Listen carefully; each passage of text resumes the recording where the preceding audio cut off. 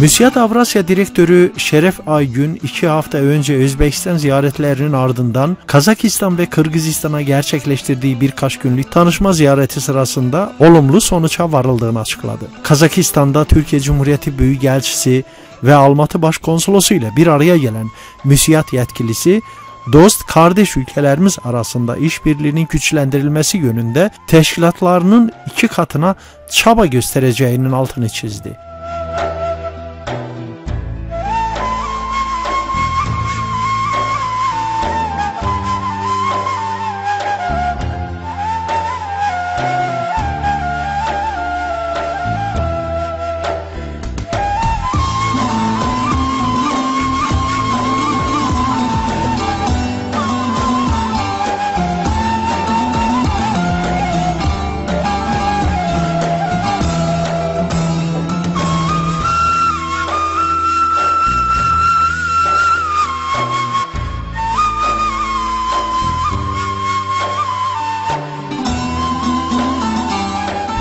Kırgızistan'ın başkenti Bişkek'e gelişinin ilk gününde Atabeyit Devlet Kabristanı'nı ziyaret eden Şeref Aygün, Müsiyat Kazakistan Şube Başkanı Yılmaz Kezen ve Müsiyat Kırgızistan Şube Başkanı Muammer Akkaya eşliğinde ünlü Kırgız yazar Cengiz Aytmatov'un mezarını ziyaret etti, saygı duruşunda bulundu.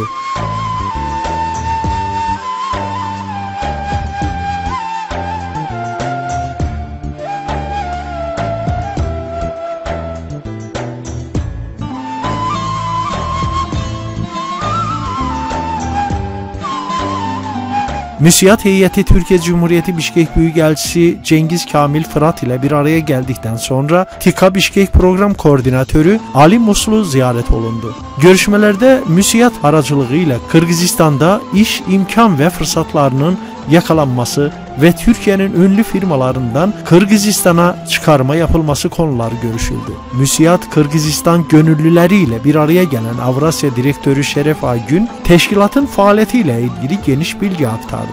Müsiyat'ın Kırgızistan'da iş alanına katkı sağlaması ve faaliyet alanını genişletmesi için her türlü desteği vermeye hazır olduğunu belirtti. Müsiyat'ın 11.000'i aşan üyemizle ve 46.000 üye işletmemizle yurt içinde 86, yurt dışında 72 farklı ülkelerde 166 irtibat noktasıyla güçlü bir sivil toplum kuruluşu olduğunu belirten Aygün, iş adamlarının projelerini, sorunlarını, beklenti ve kanaatlarını ilgili bir platforma taşıyarak bunların çözümüne gayret edeceklerini ifade etti.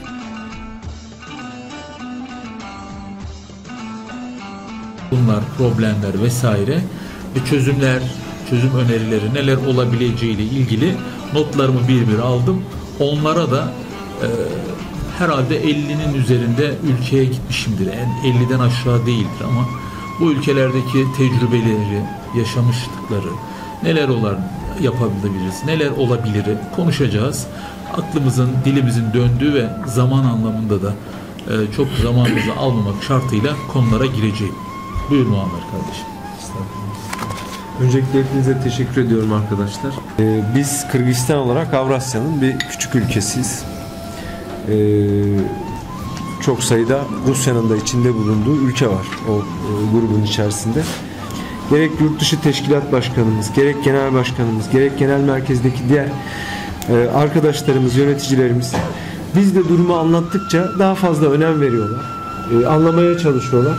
Hakikaten Orta Asya'da benim şu arkadaşım var, selam söyle oraya gidiyorsan, Azerbaycan'da benim dostum var diyen, Kırgızistan'a gelirken Şeref Bey'e Azerbaycan'a selam gönderen arkadaşlar Türkiye'nin sınırına buradan selam göndererek coğrafi şeylerini de gösteriyorlar. Benim için burada önemli olan kendi aramızda işbirliğini yapabilmek.